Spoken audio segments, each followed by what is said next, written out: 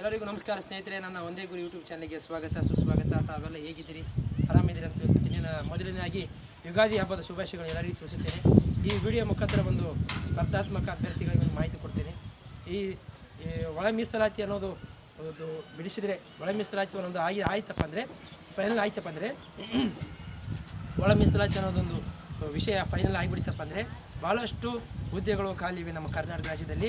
KPSCಯಿಂದ ಮತ್ತು KA ಭಾಳಷ್ಟು ಹುದ್ದೆಗಳು 50ರಿಂದ 60 ಸಾವಿರ ಒಳಗಾಗಿರುವಂಥ ಹುದ್ದೆಗಳು ಭಾಳಷ್ಟು ಬರ್ತಿವೆ. ಅದರಿಂದಾಗಿ ತಾವು ಯಾವುದೇ ರೀತಿಯ ತಲೆ ಕೆಡಿಸ್ಕೊಳ್ಳಾರದೆ ಡಿಸ್ಟರ್ಬೆನ್ಸ್ ಆಗಿದೆ ತಾವುಗಳು ಈ ಸ್ಪರ್ಧಾತ್ಮಕ ಯುಗವನ್ನು ತಾವು ಮಾಡ್ಕೋಬೇಕು. ತಾವು ಯಾವುದಾದ್ರೂ ಸರಿಯಾಗಿ ಒಂದು ಗೌರ್ಮೆಂಟ್ ಕಡೆಯಿಂದ ಒಂದು ಜಾಬ್ ತೊಗೋಬೇಕು. ಯಾಕಂದರೆ ನಾವು ಬಡವರಾಗಿ ಹುಟ್ಟಿವಿ, ಬಡವರಾಗಿ ಇರಬಾರ್ದು, ಬಡವರಾಗಿ ಮುಂದೋಗಬಾರ್ದು.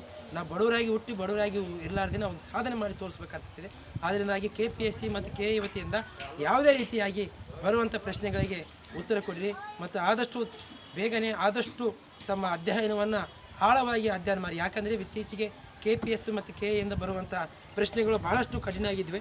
ಅದರಿಂದಾಗಿ ತಮಗೆಲ್ಲ ಈ ವಿಷಯ ಮೊದಲೇ ಗೊತ್ತಿರ್ತೈತಿ. ನಿಮಗೊಂದು ಮಾತು ಹೇಳ್ತೀನಿ, ಭೂಗೋಳ, ಇತಿಹಾಸ, ಅರ್ಥಶಾಸ್ತ್ರ ಮತ್ತು ಕರೆಂಟ್ ಅಫೇರ್ಸು, ಅಂತಾರಾಷ್ಟ್ರೀಯ, ರಾಷ್ಟ್ರೀಯ ಮತ್ತು ಚಲನವಲಯಗಳು ಮತ್ತು ಮೊದಲನೇದಾಗಿ KPSC ಮತ್ತು KA ವತಿಯಿಂದ ಮೊದಲನೇದಾಗಿ 10ರಿಂದ 11ರಿಂದ 10 ಮತ್ತು 11 ಈ ಕ್ವಶನ್ಗಳು ಇವು ಮೆಂಟಲ್ ಎಬಿಲಿಟಿ ಅಂದರೆ ಮಾನಸಿಕ ಸಾಮರ್ಥ್ಯವಾಗಿರ್ತವೆ. ಅದರ ಕಡೆ ಭಾಳ ಫೋಕಸ್ ಕೊಟ್ಟು ಈ ಕರೆಂಟ್ ಅಫೇರ್ಸ್ ಆಯಿತು, ಇತಿಹಾಸ ಆಯಿತು ಮತ್ತು ಜಿಯೋಗ್ರಫಿ ಆಯಿತು, ಪೊಲಿಟಿಕಲ್ ಆಯಿತು, ಅರ್ಥಶಾಸ್ತ್ರ ಆಯಿತು, ನೀವೆಲ್ಲ ಓದ್ಕೊಂಡು ಕೇಸಿ ಮುಂಬರುವ ಎಕ್ಸಾಮ್ಗೆ ಪ್ರಿಪೇರ್ ಆಗಬೇಕಂತ ಹೇಳ್ತೀನಿ. ಆದಷ್ಟು ನಮಸ್ಕಾರ, ಎಲ್ಲರಿಗೂ ನಮಸ್ಕಾರ.